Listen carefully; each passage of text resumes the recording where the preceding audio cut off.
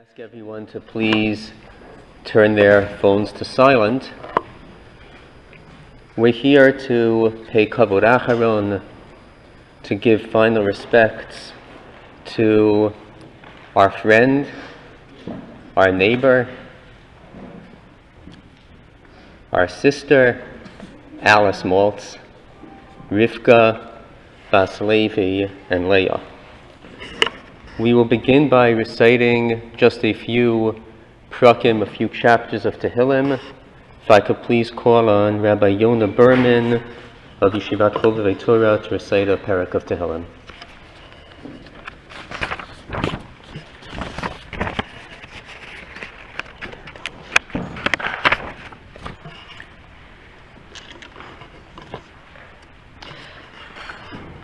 אשרי האיש אשר לא הלך בעצת רשעים ובדרך חטאים לא עמד ובמושב לצים לא ישב כי מתורת אדוני חפצו ותורתו יגע יומם ולילה והיה כעץ שתול על פלגי מים אשר פריו ייתן בעיתו ועליהו לא ייבול וכל אשר יעשה יצליח לא כן הרשעים כי אם כמות אשר תדפנו רוח על כן לא יקום רשעים במשפט וחטאים בעדת צדיקים כי יודע אדוני דרך צדיקים ודרך רשעים תאבד.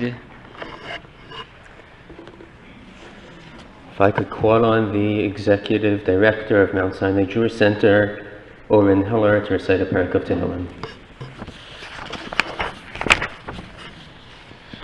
Mizmor David, Adonai mi yagur b'halecha, mi yishkon b'har kadshecha, halech tamid u've'el tzedek v'dober emes v'lvavo, lo raga al lishono lo asal rehu ra, v'chapa lo nasa akrovo. Nivzeb eina nim'as v'sirei Adonai yichabed nishma l'ara v'lo yamir kaspo lo nasa meneshek v'shochad naki lo lakach ose ele lo yimod le'olam.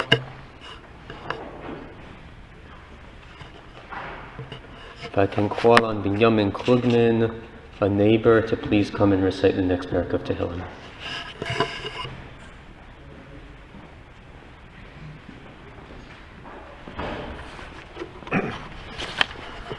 Lichtam leDavid, Shemreni el ki chasisi vach.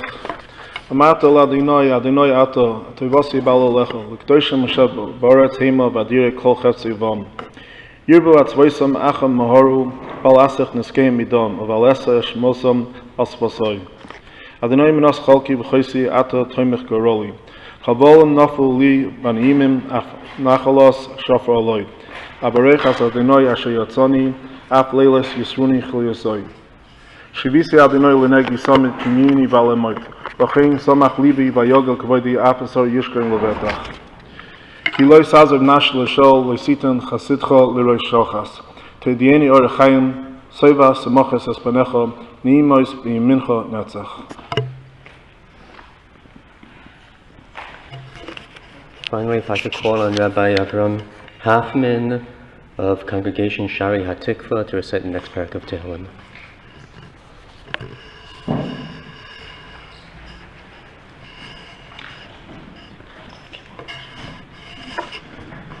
Mizmor leDavid, Adonai roi lo echsar, binos teshaya b'tzedi, al memenucho shenahaleni, nafshi yeshoveh, v'yancheni b'maglei tzedek lema'ano, gam ki elech b'getz ha'mavos la'irara ki atoi modi, shivtecha u'mish'antecha hema yenachamuni, taroch lefonai shulchan neged zavarai, tishantav Hashem en roshi kosi Levayah, ach tov v'chesed yirdafuni kol yemei chayai, v'shavti b'veis Adonai la'orech yamim.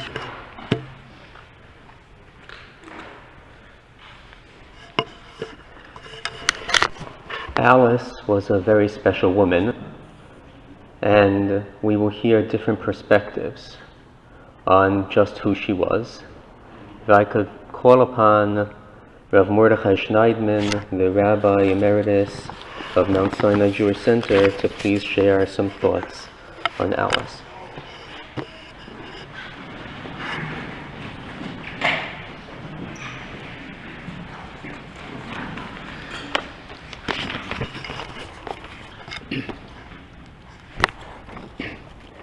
These weeks in the Beit Knesset, in the show, We are reading the Parshiot, the Sidrot, that describe and inform us about the structure of the Mishkan, the tabernacle, and its furnishings.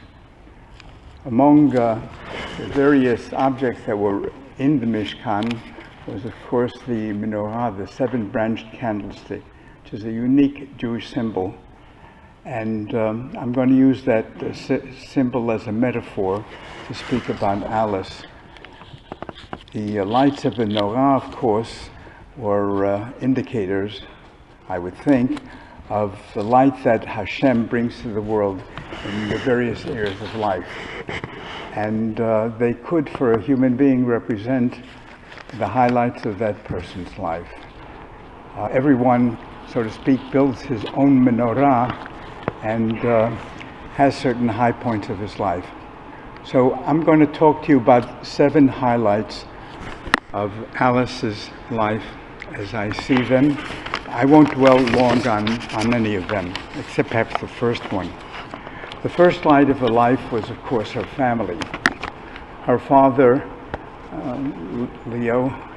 Levi Gooder, and her mother, Leah.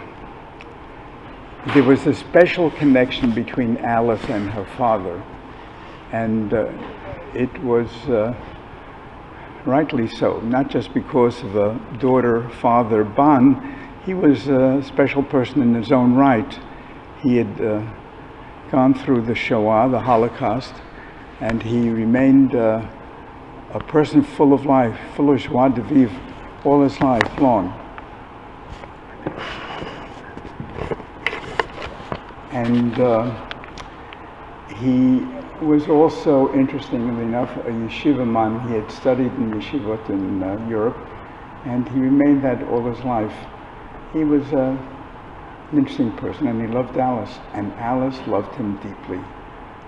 Never stopped talking about him to the very end.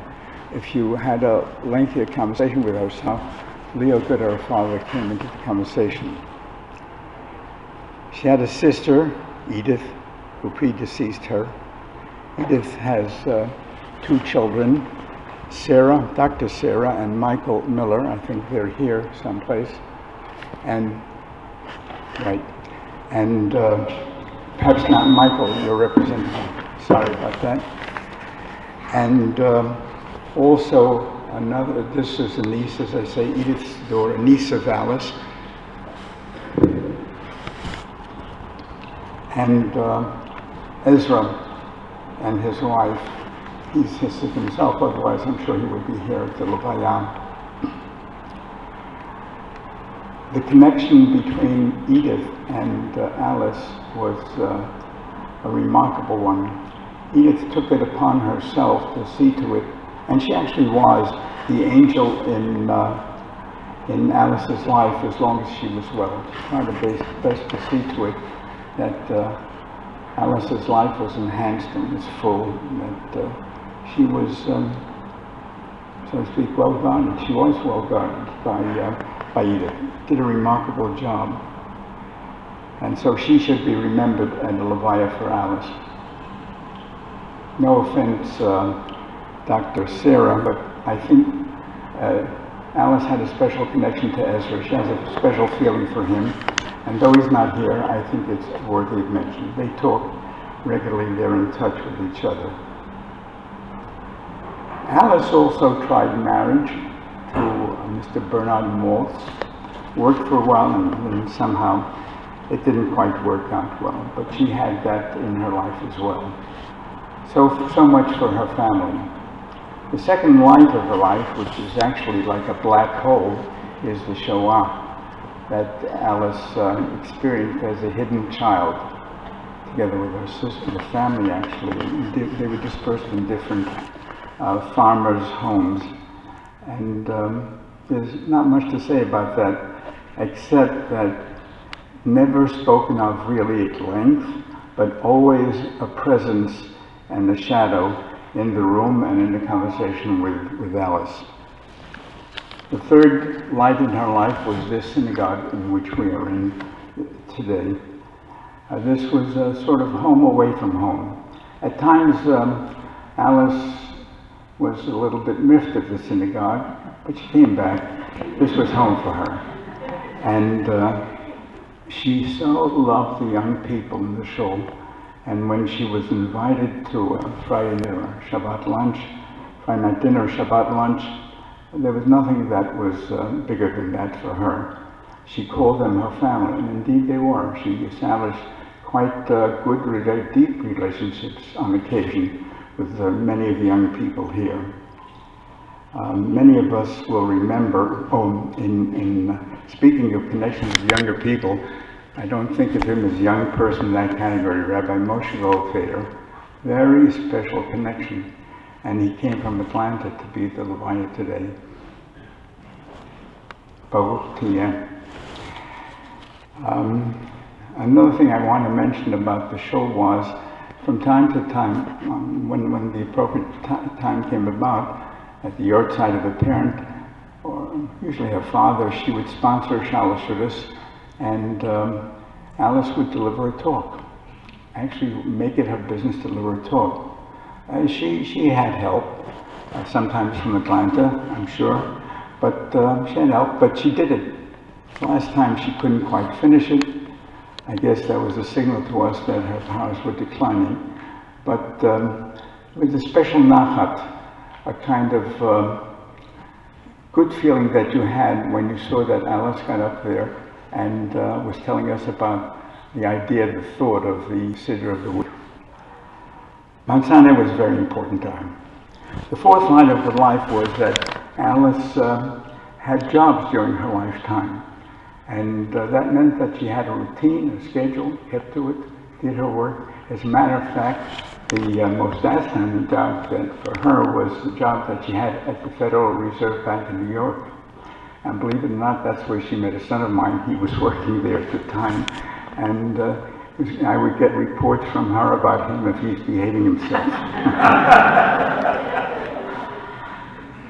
The fifth flight of her life, I guess, would be self-help. The organization that she chose to be her legal guardian. And Lydia, I know, is here, and I don't know if Ruth is here, but she is another person, and I suppose the head of the group, Mr. Miller.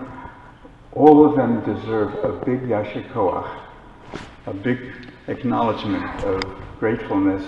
You saw to it that the ending came with dignity, that the last months were, she was cared for properly, and the very last day as well, that she passed away with people around her who were there to see that it was done properly.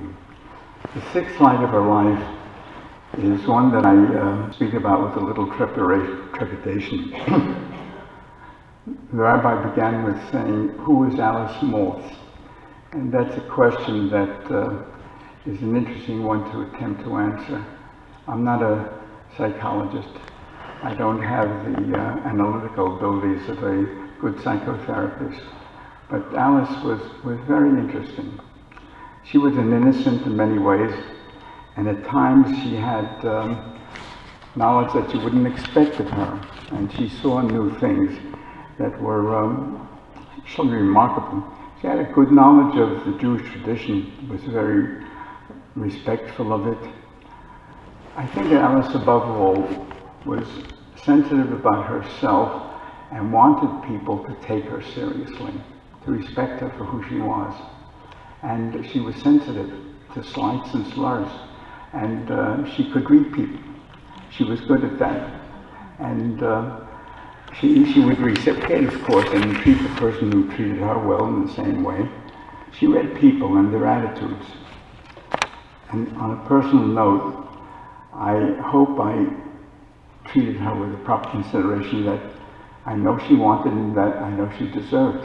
And I asked Mefila if I failed through omission or commission in any way.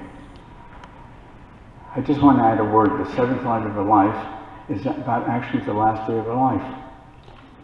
She was, I'm saying this in the sense tentatively, speculatively.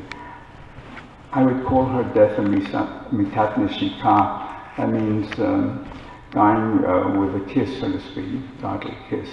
What that means is that you don't go through torturous periods of lingering and just being there and, not being the human being that you were. She was spared that. And I'm grateful also that there was a group of young people there last night when there was Yitziat Neshama, when she actually expired.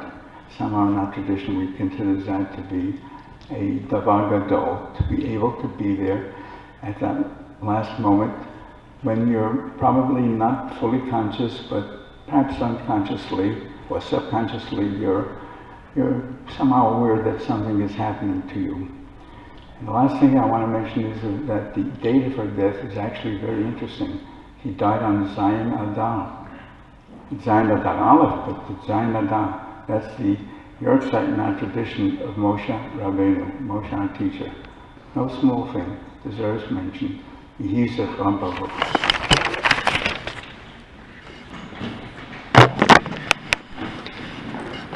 If I could call on Rabbi Moshe Goldfeder to please share some of his thoughts about Alice.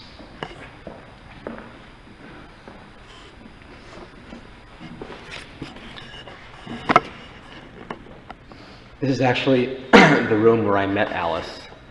This is a room where she would always come over after I spoke here and say, "Wonderful speech, but next time, please, a little louder." So I'll try to speak a little louder. Our sister Alice, Aleh Shalom, passed away, as the Rav mentioned, on Zayin Adar, Yortzeit of Moshe Rabbeinu, the day which is referred to as the fast of tzaddikim.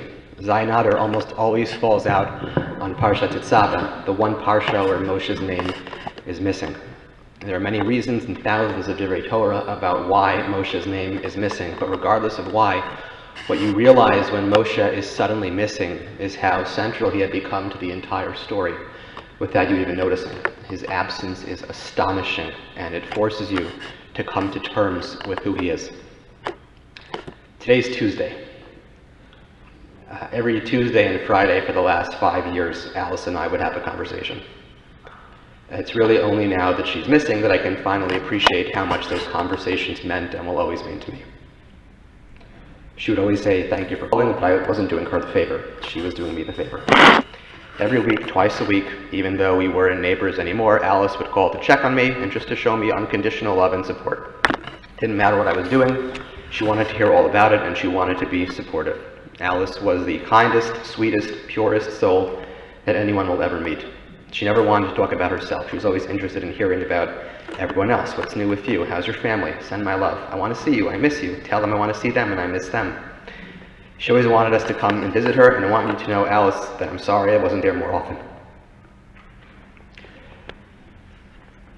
Alice had a hard life. She didn't like to talk about surviving the war, hidden in Czechoslovakia, or any other struggles that she faced, but she faced them and she accepted them, and she never asked questions or lost her faith. She just continued to smile and to care about every other person. Alice taught me so many things. Alice taught me the power of time. A 5-minute phone call, a 2-second Good Shabbos that could turn a person's day around. Alice taught me the power of consistency. You could set your clock by her phone calls, and they became such a powerful part of the rhythm of my life that I literally can't imagine them not being there anymore. Alice taught me the power of diligence. If she didn't get through, she would keep on trying. She'd always leave a message saying, "I hope everything's okay, you don't have to call me back, just want to make sure you're okay, and wanted to tell you that I love you." Alice taught me the power of forgiveness. If ever someone wasn't nice to me or to her, she would think about it, and then she would say, "Yeah, but we should give them another chance, right? That's just how they are." Alice taught me the power of empathy. She was intuitive, and when she listened, you could feel her giving of herself and feeling whatever you were feeling. A heart knows a heart, and she was always giving you her heart. She was pure heart. Alice taught me the power of prayer. For a while, I lived on the same floor as Alice, just a few doors down, and every morning you could hear the sweetest davening I've ever heard. Shema and Moda'ani and Brachot sung loudly with no hesitation, with pure, undiluted kavanah. Hashem's choir just got a lot stronger. Alice would always say, "I'll pray for you." I know that she meant it and that God listened and will continue to listen to her prayers. Alice taught me the power of giving. She had so little, and yet all she ever wanted to do was give. She wanted to host, and to feed her guests. She wanted to sponsor things in shul. She wanted to speak at Shal Shudas.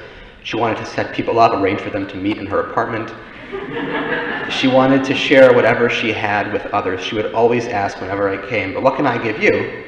And she never seemed to realize how much she always gave. Alice taught me the power of family and how broadly that term can be applied. For a woman who had so little, she ended up with so much. She passed away surrounded by loved ones, not just the family she was born with, but the loved ones that she created by being lovely and being loving. Alice might have seemed frail, but she was the most powerful person I ever knew. All that power was hidden, and we only really recognize it now that it's gone. Over the last few years of her life, as Rabbi mentioned, Alice started a practice of speaking at Shal Shidduch occasionally, usually on her father, Levi Gutter's yurtzeit. I had the incredible privilege of helping Alice prepare to speak and actually learning Torah with her. And whenever I asked her what message she wanted to give over, she always said that everyone should be like a family in shul and love each other. And I want to read just a little bit from one or two of her speeches and share some of her Torah with you. She would always start every message, "Hi, this is Alice calling. I hope everything's okay." So this is Alice calling, and these are Alice's words. I can still hear her practice. Alice wrote, "The Mishnah in Pirkei Avos tells us that Aaron was someone who loved peace and pursued peace. He loved people and he brought them closer to the Torah.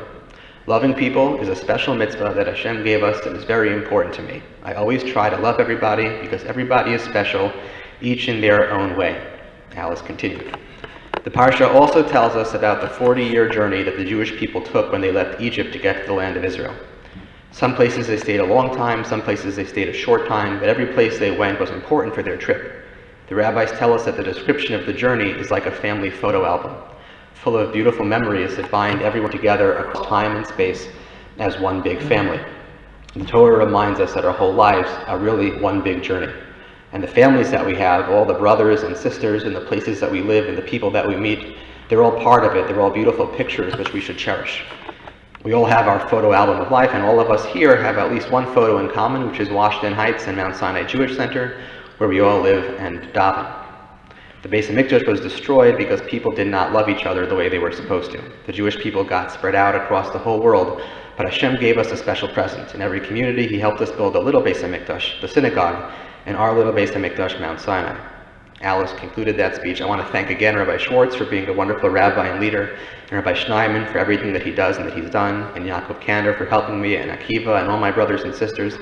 And I want to thank all of my family for coming to hear me speak, and for always being so wonderful to me. I love spending time with you, and I love when you come visit me. I hope that all of us can love each other as one big family, and if we do that in our synagogue and in all the synagogues, Hashem should bring peace in Israel and rebuild the Beis HaMikdash. That was Alice calling. Family and community and love and hope. And there'll never be another Alice. But there are many others like Alice, for whom a 5-minute call would mean so much, and who have so much to give if you let them. Alice doesn't leave behind any children, but she leaves behind brothers and sisters all over the world who loved her and will carry on her memory to their children. In her zchus, please find these Alices and wish them a good Shabbos. I just want to share with you one last part, one more speech that we wrote together, and it just sounds so much like she could have been writing it about herself. She wrote, "In this week's Parsha, Parshas Be'era, Hashem appears to Moshe and tells him about the wonderful relationship that he had with the forefathers of Israel, Avram, Yitzchak, and Yaakov. The Talmud tells us that Hashem was telling Moshe that he feels a sadness and a sense of loss, that those who were once here and alive are no longer so. The Medrash tells us that the voice that spoke to Moshe at the burning bush sounded in Moshe's ears and in his heart like the voice of his father Amram. As long as the Jews feel that the voice of their fathers is speaking to them even now, they'll always have a solid connection to Hashem and to holiness." And then she talked about her father. I'll just read part of it.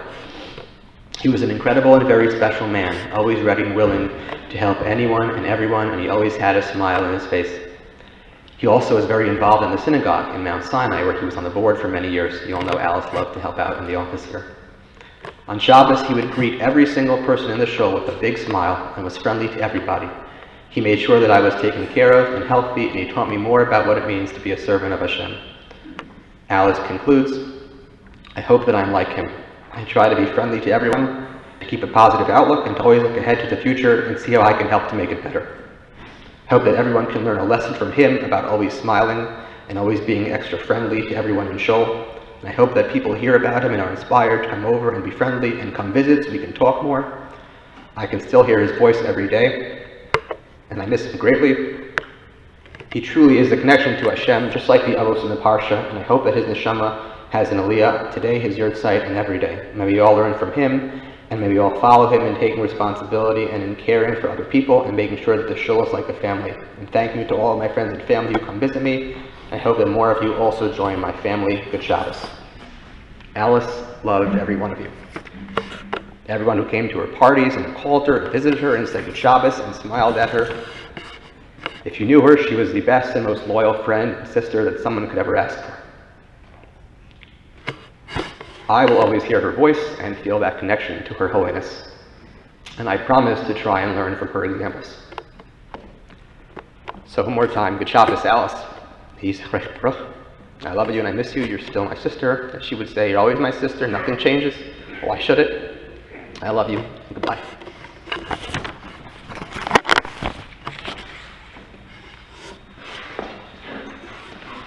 If I could please ask Lydia Ecker to share a few words.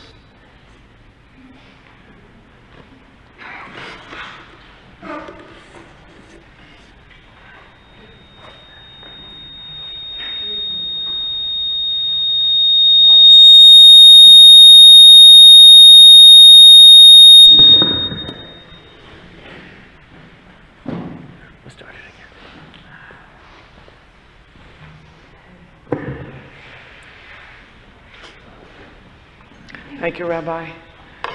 Thank you, Rabbi. Very little to add. Alice came into my life about 8 years ago when I started with self-help. And I have a big hole right here that she filled and now has left me. I can't add more to what Rabbi said because he expressed my feelings too, that she touched all of us. She made me better and helped me to be a softer, kinder person. But I think today I'm looking around and seeing all of your beautiful faces and seeing how much effort it took, or maybe it didn't take, for you to make the decision to come here and honor our dear, dear, dear friend. It would make her so proud. Did she ever say to you, love me? I love you.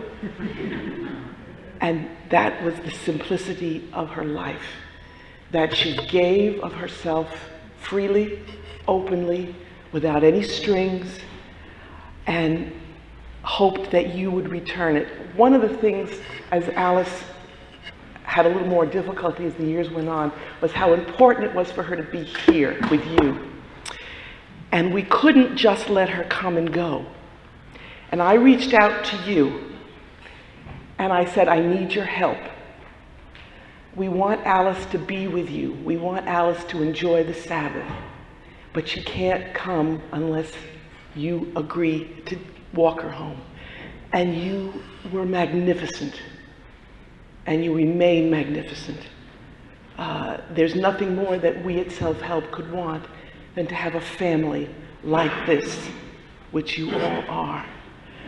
We had an 80th birthday party for her in October. It was a special birthday. Forgive me, Alice. And the problem we had was cutting the list because she wanted all of you there. And most of you came. And it was one of the most touching, beautiful days, the gift that we were able to give back to her for all that she gave to us. I like to call her the mayor of Bennett Avenue because you walked down the street with Alice, everybody said hello to her, all the merchants knew her, and I think it's going to be a big gap in their lives too, when they come to realize that they're not going to get the call. How many of you have told me that she calls me at a certain time, at a certain day, and I look forward to those calls. So thank you, Alice, for all that you've given us, and thank you, all of you of this wonderful, wonderful community, for helping us to care for Alice. And bless you all.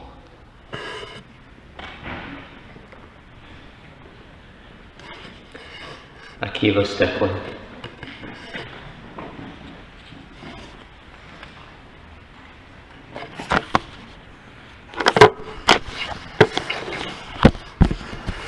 Thank you for letting me speak on behalf of all Alice's brothers and sisters. I hope that I'll be able to convey some of your thoughts as well. I'm not really sure what happens when someone passes away, but in this case, I think when Alice came to the gates of heaven, she turned to Hashem and she said, "Do I know you?" "Yes, Alice, you know me," said Hashem. "I am your brother." And most likely when he led her through those gates, Alice would have asked if she could start planning the Purim party. It's most fitting that we're here to hold the service in this room. As our Gopher said, it's here that most of us met and interacted with Alice. She was a real fixture of our community. She was here for all the kiddushes, the shal shidduchs, and the countless shul events that we had here. But we also knew Alice outside of the shul. Alice loved going to Kifud, to Moriah, the Havdalah group, which then turned into the shal shidduchs through Havdalah group. And she loved going to people's houses for Shabbos and Yom Tov meals. She also really appreciated those that visited her in her apartment and those who had regular telephone conversations with her. So I really want to thank all of you for being her good friend, for being her brother and sister, for stopping to talk to her, to responding to her calls from across the room or across the street, and for inviting her over and for visiting her in her apartment. And most importantly, I want to reiterate my thanks to those who took care of Alice on a daily basis, to Lydia, her social worker, and to Deborah, and to Angie, her home health care aide, and to most recently Miriam as well, and to all the countless other aides who took care of her. We really appreciate all that you did to take care of Alice on a daily basis. We know how hard it was, and we appreciate it. It's really strange. How is it possible that Alice Maltz, a little old lady in an oversized red coat with a blue walker, was able to have so many friends and impact so many people? I hope over the next few days we each have an opportunity to think about this question, and I'm sure we'll all have a different answer, something that will bring out another attribute of Alice. I'm sure we don't realize how many friends Alice had, although this room is pretty packed, but so many people have moved past Washington Heights and are still friends with her and have come back today. So hopefully we'll hear these stories over time when they come to light and we'll be able to share them. But if I may, I want to briefly share my thoughts to that question and the lessons that I learned from Alice. Here are those 3 lessons that I'd like to share. We all have personal challenges and limitations, whether physical, mental, or other. Hashem has given each one of us a unique set of defining characteristics, and we must use each one of those to fulfill our own personal mission. We can't spend our time thinking about the limitations, of perceived limitations that we have, or about the person next to us, about their accomplishments. Hashem has given each one of us what we need to succeed in our own personal mission. Most of the time it's really hard to find that mission, and even harder to fulfill it. Alice certainly had her challenges, but she also certainly did not let those challenges stop her. I hope as Hashem led her through those gates, he told her, "Alice, you did a good job." Alice fulfilled her mission in this life. It was right here, in this room, where she made friends, to be a friend, where she was a positive presence in our shul and community, to be someone who brought together diverse groups of people. I only hope that I too can fulfill my mission as well as Alice did. Alice also taught us that everyone can be a friend, and somehow even a brother and sister. Alice had no pretense for who to be a friend with or not to be a friend with. She easily connected with all types of people, from old to young, male to female, new people who moved to the Heights, old-timers, to those that had even moved away. I can remember countless times that I was standing next to her, and she had been just introduced to someone, and she said, she said to that new person, will you be my sister or brother? And I said, Alice, how's that possible? You just met that person. Obviously, it's more personal because I had known Alice for so long. I was a brother. All of a sudden, she just meets someone, and now all of a sudden, they're the brother and sister. But to Alice, it didn't matter. What she wanted was to be friends with everyone. It's not an easy trait, and hopefully Alice's attitude towards friendship will help all of us and me be a better friend. And furthermore, Alice taught us that being a friend meant being family. I don't know much about Alice's history. I know she was a survivor of the Holocaust, and she was very fond of her parents and especially her father. But by the time I knew Alice, she no longer had family in Washington Heights. Alice became our friend. More importantly, I think she became part of our community's family. By the time she left us, as we see here today, Alice really did have a big family. She was really all of our sister. The only exception I ever heard to that rule was with my new baby, Amir. If I was her brother, Amir couldn't be her brother also. Sometimes with Alice, the brother and sister relationships got kind of awkward. So Alice relented and she became Aunt Alice. And she loved him nonetheless as a nephew. The last lesson that I'd like to share with you, Alice taught me was simple happiness. Alice was a good person with a pure heart who knew simply how to be happy. She was joyful in her life and in her friendships. We all know that Alice was opinionated, as the rabbi said, and sometimes disliked things, but at her core she was a very positive person. To see her talking with friends, dancing and clapping to music, hosting a party, hearing her laugh or feeling her hug, we all know that Alice was a happy and joyful person. So many times in our lives, circumstances are confusing and relationships are complex. But to Alice, it was simpler. She was happy. A friend is a friend. A friend is family. Someone you love is someone you love. It may sound simple, but it was pure, powerful, and joyful. Last night, after hearing of Alice's passing, a friend of mine who had moved out of Washington Heights reached out and said, I heard about Alice. And it made me realize that we hadn't touched base in a while. So why don't we get together next week? These are the lessons Alice has taught us. So you see, Alice, you've done your job and accomplished your mission. You taught us all to be better friends. So to conclude, I want to offer one more thanks. Thank you, Alice, for making a real difference in my life, for being my friend, and teaching me many lessons. All of your brothers and sisters will carry these lessons and many more memories for the rest of our lives. I only hope that we were able to make a difference in your life, and I'm sorry we didn't do enough. Alice didn't like to say a last goodbye, whether in person or on the phone. A voicemail could be at least, my wife and I would count them, 7 bye-byes and I love yous, followed by another point and another bye-bye and I love you. And when walking away, you could hear her all the way down the hall saying bye-bye, I love you, again and again, all the way down the hallway. Alice, we will miss you. We will miss seeing you here at the shul in this room, in our homes and in your home. We will miss seeing you outside in your oversized red coat, walking slowly with your blue walker with the wired red rose. But unfortunately, Alice, it's time to say a final goodbye. Goodbye, Alice. But don't worry. As you said, nothing changes. You'll always be our sister, and we will always love you.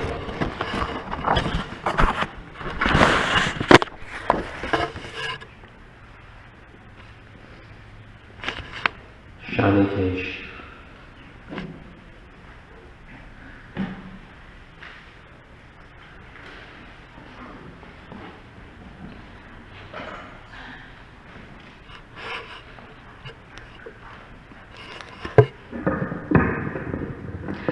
I recently heard a story about Alice that was very surprising to me. At her special birthday party, a very old and dear friend, Alice, came up to me and said, you know, I'm so surprised to see Alice so outgoing and gregarious because, you know, when she was younger, she was really quite shy. And she went on to describe that when she first knew Alice, she was kind of withdrawn, reserved, and it made me think about, you know, what parts of Alice we didn't always see, or you know, what the Alice that we knew really sounded very different from that person. And it made me think about the fact that I think Alice carried around a lot of fear throughout her life, and she had a lot of things to really fear. She saw a lot of darkness in her life, going through the Holocaust, you know, having difficult relationships with some people, just going through life with a disability. And all of that required so much courage for her just to get from day to day. And I think that maybe sometimes some of those little, you know, anxious things that we would see in her, you know, arose from that, you know, that deep fear about how the world is not always a safe place. You know, the fact that she would never part from me without saying, "When will I see you again?" She, as Akiva just mentioned, you know, she had a terrible time saying goodbye to anybody. And, you know, she always sought reassurance. You know, if you would say something that sounded like a compliment or some expression of your care for her, she would want to hear more. Why? So I think that some of this is reflective of the fact that Alice knew that the world could be a very scary place, and I think one of the most incredible things about Alice is how much courage she showed throughout her life and how much resilience. And she did this in so many ways, and she was so effective at creating opportunities in her life that would make the world a better place for her. She had this remarkable skill at making friends and connecting with people. You know, she would really step out of her comfort zone to connect with people, which is a really courageous thing to do. She would advocate for herself. You know, if there was something she needed that she felt like she wasn't getting, she would let you know. I think, you know, probably a lot more frequently than somebody with her needs would have.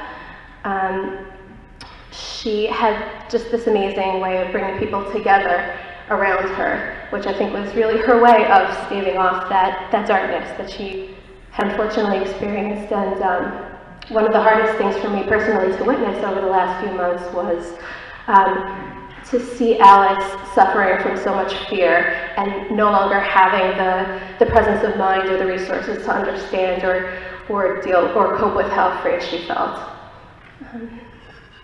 I think that was one of the things that we felt was, you know, she and we were robbed of as she got sick. And you know, as many have mentioned already, I think that our community in many ways did such a wonderful job of helping to reinforce all of those wonderful things Alice was doing and make her feel safe. You know, we rose to the challenge. Many of us, I think, stepped out of our own comfort zones to be there for Alice and try to provide for Alice and support Alice. And, you know, that was sometimes a very hard thing to do, because I think sometimes, you know, Alice's needs were so deep that it could feel like it was never enough. We could never do enough to fix the world for her.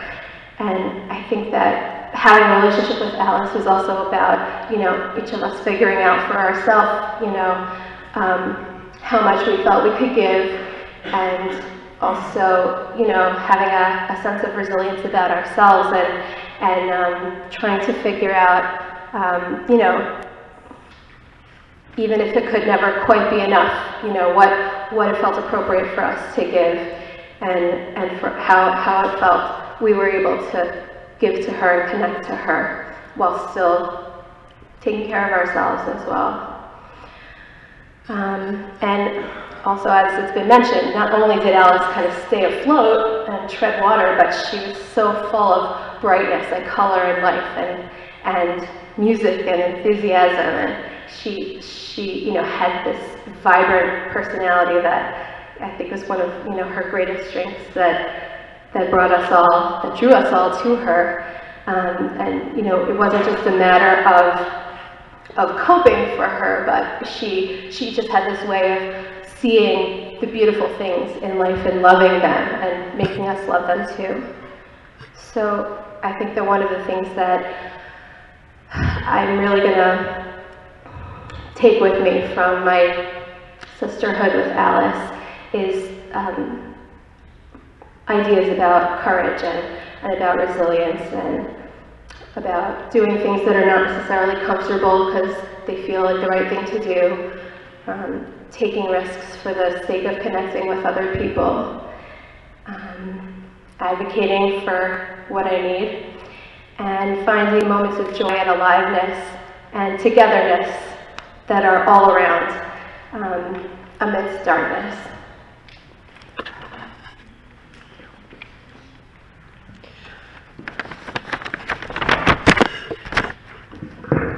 So much of who Alice was has already been shared. I just want to kind of try to pull some of it together. You know, many of us, many of those who spoke mentioned that Alice faced a lot of challenges in life. Now, some people face challenges and they're defeated by it. Some people face challenges and they might not be defeated. They themselves can go on, but they don't have the ability to share with others. Alice was able to share. Alice, in her own special way, really gave to all of us. You know, this is a community, Mount Sinai Jewish Center. And since I've been the rabbi here, I've been thinking about whether this community can really survive, whether it can exist. It's a very strange mix. We have, Baruch Hashem, people who have been in the community for a very long time, some who are older. We have large numbers of young people, and I've always been thinking about, is there anything that can bring us together? And I've tried. And I have to admit, I have not been successful. But Alice Maltz was successful.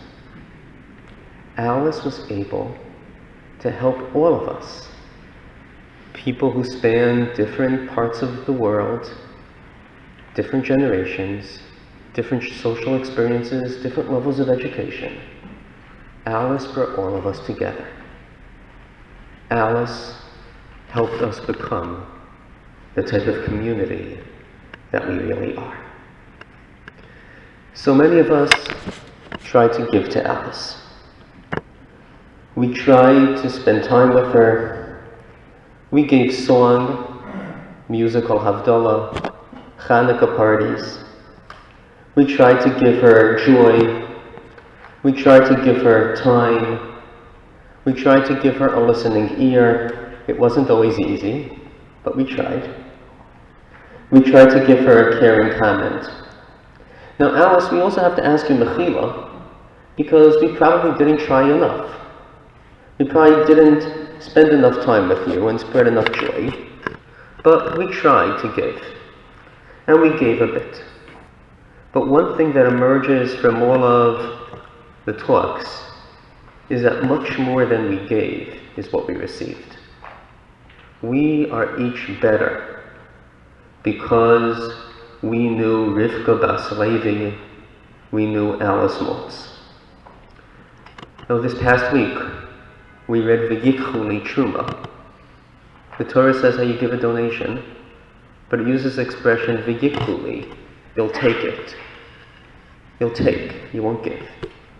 And Rav Dessler famously, in the first volume of Rivka Eliyahu, comments that if you love someone, ahava, it shares a root with the word have, with the word give. We all loved Alice, and we tried to give. But the result is, v'yikchu li. We took, we gained so much more than we gave. Now, last night, many of us gathered in the hospital room to spend time with Alice. And we sang. I was there for part of the time, I left. But there was a group of people, and it's hard to sing. No one felt in a singing sort of mood. But we sang the Carlbach songs that Alice loves. We sang L'man achai v'reyai, because of my brothers and friends, because of my sisters and friends. We sang Alice's favorite, Yisbarach Shimcha. We sang, and I felt at that moment that we were connected. We as a community really were there. Alice taught us that. V'yichulei. We gained from Alice a sense of how much we can do and how much we can gain in that process. Alice loved the shul. We've heard about that.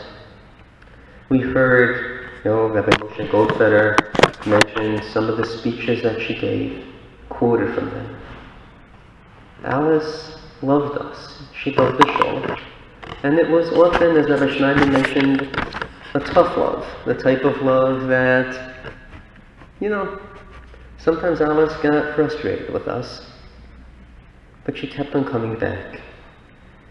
And we have to be appreciative of that, because we gained so much. We gained so much from connecting with her. The Levayah will continue with the Kel Mole. I would like to call on the president of Mount Sinai Jewish Center, Moshe Biro, to recite the Kel Mole.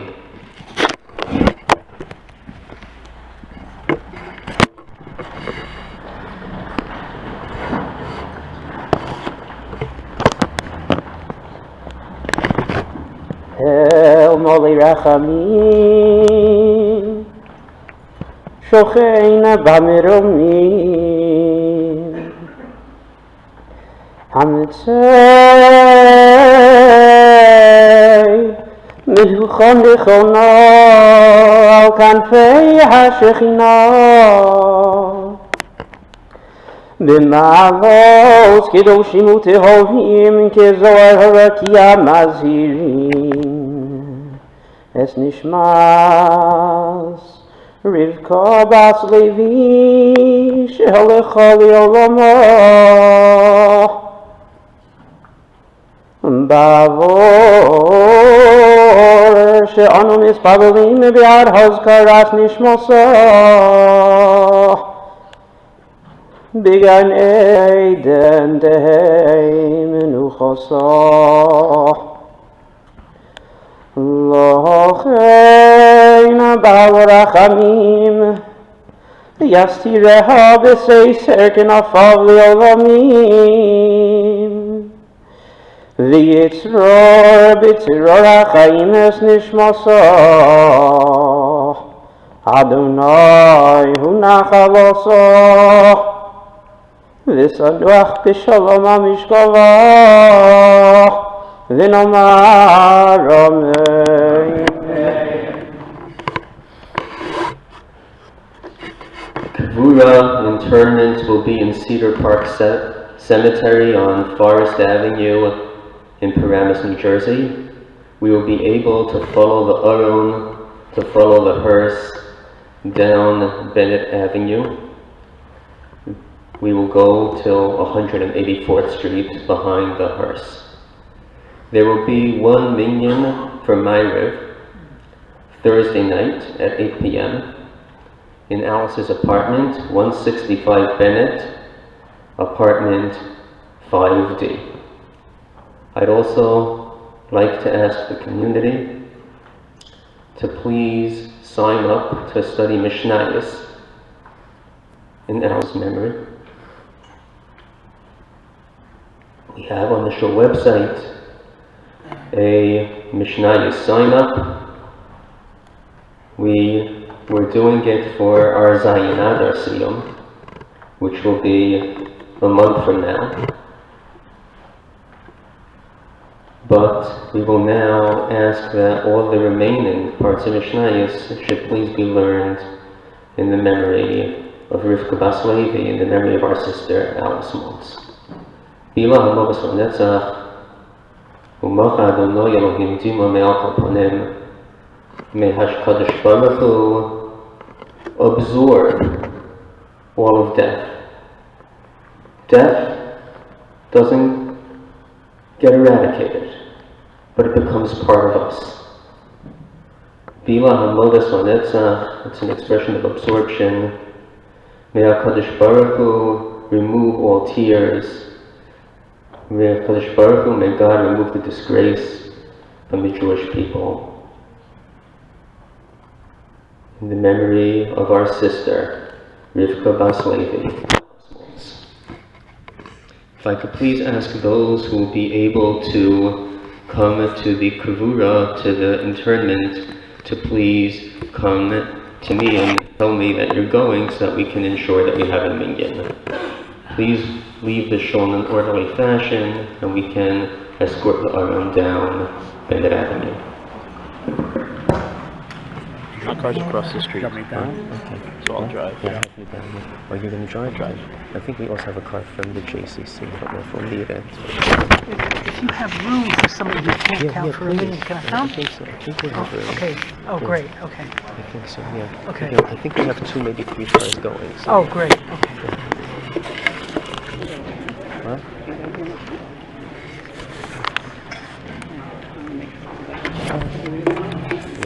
That's where most people's going. Are you taking your own car? No. How